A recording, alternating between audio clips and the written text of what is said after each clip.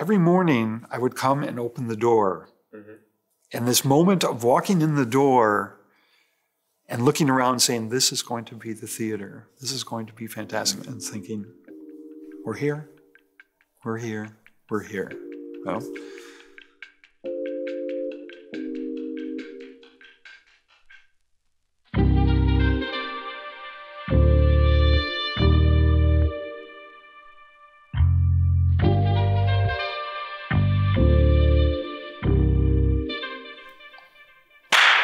yes, that was a sweet cut. that was a sweet one. All right. It makes it official. Yes, I'm ready. My name's Keith Greenleaf. We're here in Wiesbaden at the Wiesbaden Performing Arts Center. This is the home of the Wiesbaden English Language Theater. Two friends of mine and I, also Americans, decided that it's time to do something on our own.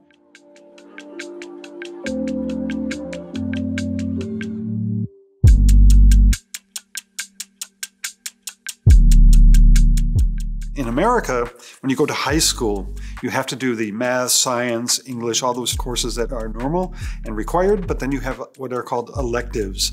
And the electives are things like sports classes or fixing cars and things like that. And my best friend and I, we heard that Acting 101 was being taught by a young, at the time for us young, 25-year-old, blonde, gorgeous English teacher. We don't have any reason to act, but we want to meet this woman.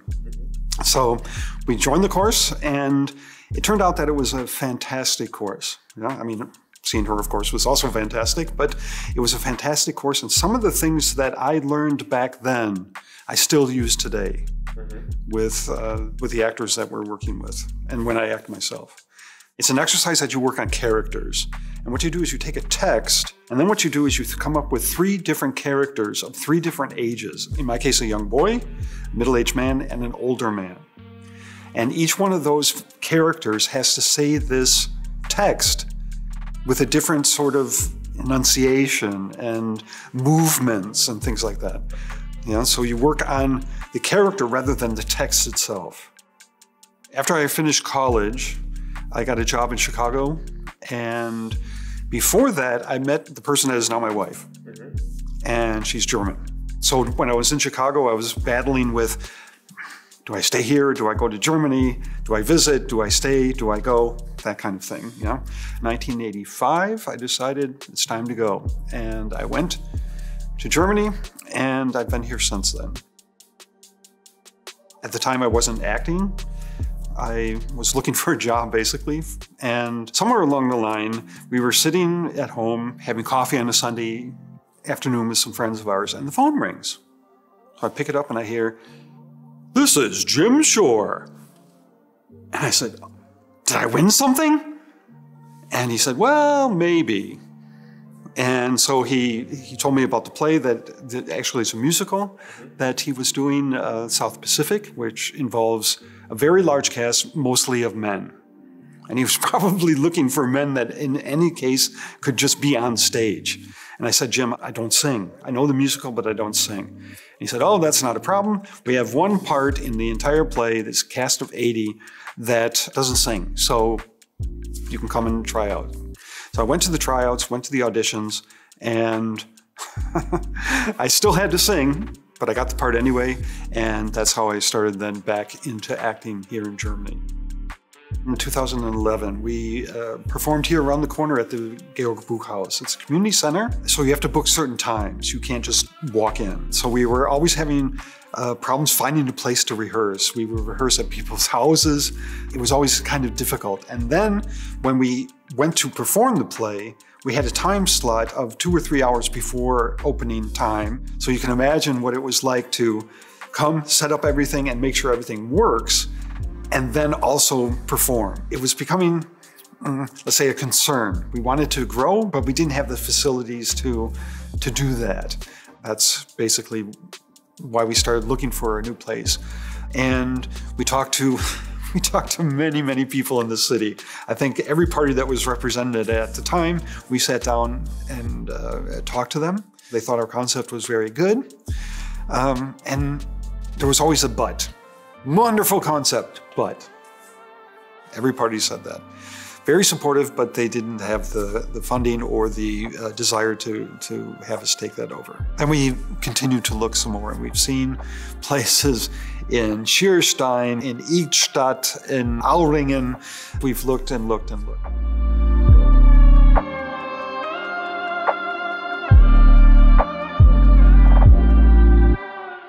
Every morning, I would come and open the door. Mm-hmm.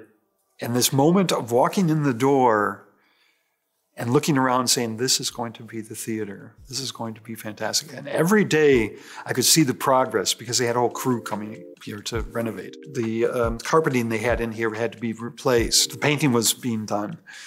It was just fantastic. Every day walking in before the workers came and thinking, we're here, we're here, we're here.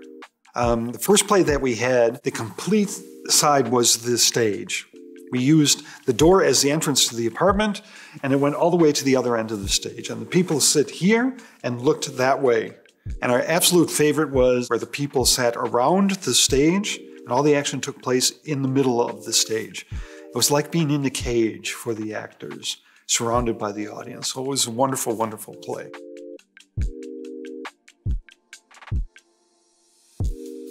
Now we are here in the so-called green room. Would you give us a short explanation what the green room is? Some people say that it's from the 17th century, from France, when theater was done in palaces for the royalty. And then there's other people that just say it's because green is a color that is soothing.